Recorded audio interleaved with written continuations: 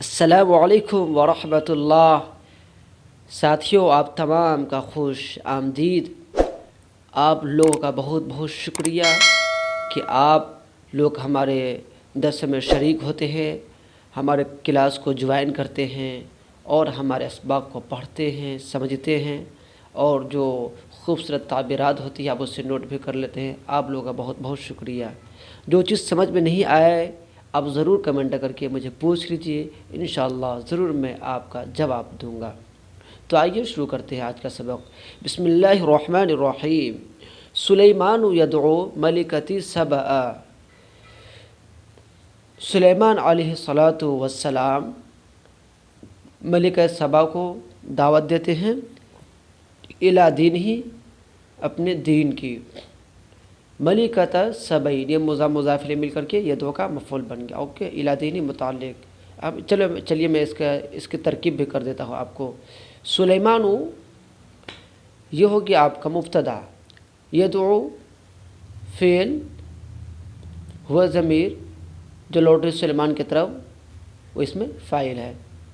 ملکۃ سبعین، ملکۃ مضاف، سبعین مضاف الیہ، مضاف الیہ مل کر کے یدعو کا مفعول بھی، اور الی دین ہی، الی حرف جر، دین المضاف، ہا ضمیر مضاف الیہ، مضاف الیہ سے مل کر کے الی دین کی مجرور۔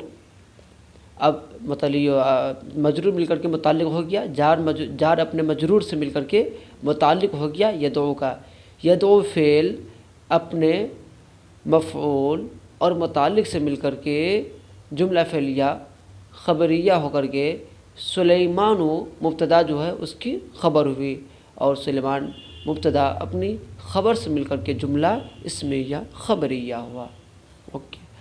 وشق علی نبی اللہ، اور اللہ کے نبی پر یہ بات ناگوار گزری، یہ بات گراں گزری۔ شق و شقن کے معنی دشوار ہونا، ناگوار ہونا، گراں گزرنا۔ یہ بات ناگوار گزری کہ ان یکون بجواری، ان یکون بجواری، جوارن کے معنی آس پڑوس، کہ اس کی مملکت کے پڑوس میں یا کنارے میں یا بغل میں یا قرب میں ترجمہ کر سکتے ہیں، کہ اس کی مملکت کے قریب میں ملکن، ایک ملک ہے، وہ امتن، اور ایک ایسی امت ہے، لا یعرفہ، جس کو وہ نہیں جانتے ہیں، ولم تبلغها دعوتہ، اور ان کی دعوت اس تک نہیں پہنچی، ولا تزال، اور برابر تعبد الشمس، سورج کی عبادت کرتے ہیں۔ وسارت فیہ الحمیۃ، سارے سورن کی معنی ابھارنا، جوش مارنا، ابھرنا، جوش مارنا۔ آئیے ترجمہ کیسے کریں گے میں آپ کو کرا دیتا ہوں۔ پہلے ہم کریں گے دین کا ترجمہ۔ الدینیۃ نبویۃ، دینی نبوی، اب الحمیۃ، حمیت، دینی نبوی حمیت نے اس کے اندر جوش مارا۔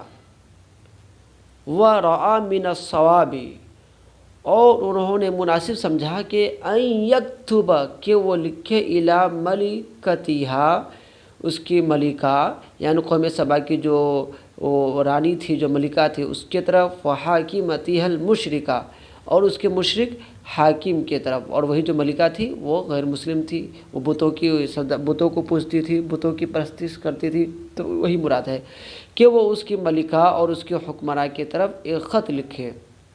وَيَدْعُوهَا إِلَى الْإِسْلَامِ، اور وہ اس کو اسلام کی دعوت دے، اسلام کی طرف بلائے، ہا کی ضمیر ملکہ کی طرف، وَالطَّاعَةِ وَالْإِسْتِسْلَامِ، اور اطاعت و فرما برداری کی طرف بلائے، اور استسلم یستسلم، استسلام کے معنی آتا ہے کامل، یعنی مکمل طور پر خود سپردگی کرنا، اور خود سپردگی کی طرف بلائے، یعنی اطاعت و فرما برداری کی طرف بلائے۔ وَيَدْعُوهَا، وہ تو ہوگی اب قبل ان یزحف، قبل یہ کہ زحف، یزحف، زحفن کے معنی حملہ کرنا، قبل یہ کہ وہ حملہ کرے، علی بلادہا، اس کی حکومت پر یا اس کے ملک پر، بجنودہ القاہرۃ، اپنے زبردست لشکروں کے ساتھ۔ جنود ان کی صفت یہاں پر قاہرہ ہے، اور ہا کی ضمیر سلیمان علیہ السلام کی طرف لوٹ رہی ہے۔ وہ اپنے زبردست لشکر جرار بھی بول سکتے ہیں، اپنے لشکر جرار کے ساتھ اس کے شہروں پر حملہ کرے۔ فَكَتَبَ إِلَيْهَا كِتَابًا بَلِيغًا، تو سلیمان علیہ السلام نے ان کے طرف ایک فصیح و بلیغ خط لکھا، ایک پیغام لکھا، ایک رسالہ لکھا۔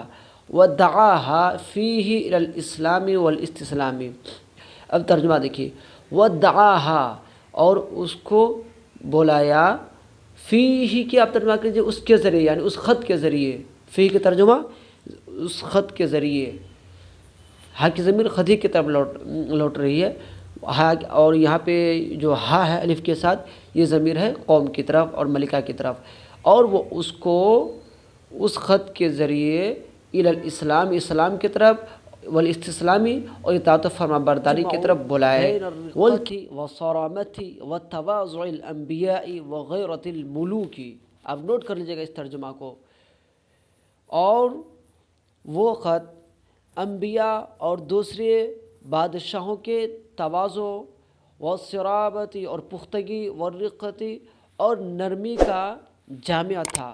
وہ خط انبیاء اور دیگر بادشاہوں کے تواضع، پختگی، مضبوطی اور نرمی کا ایک جامعہ تھا۔ اوکے، ٹھیک ہے، پھر اجازت دیجیے، السلام علیکم۔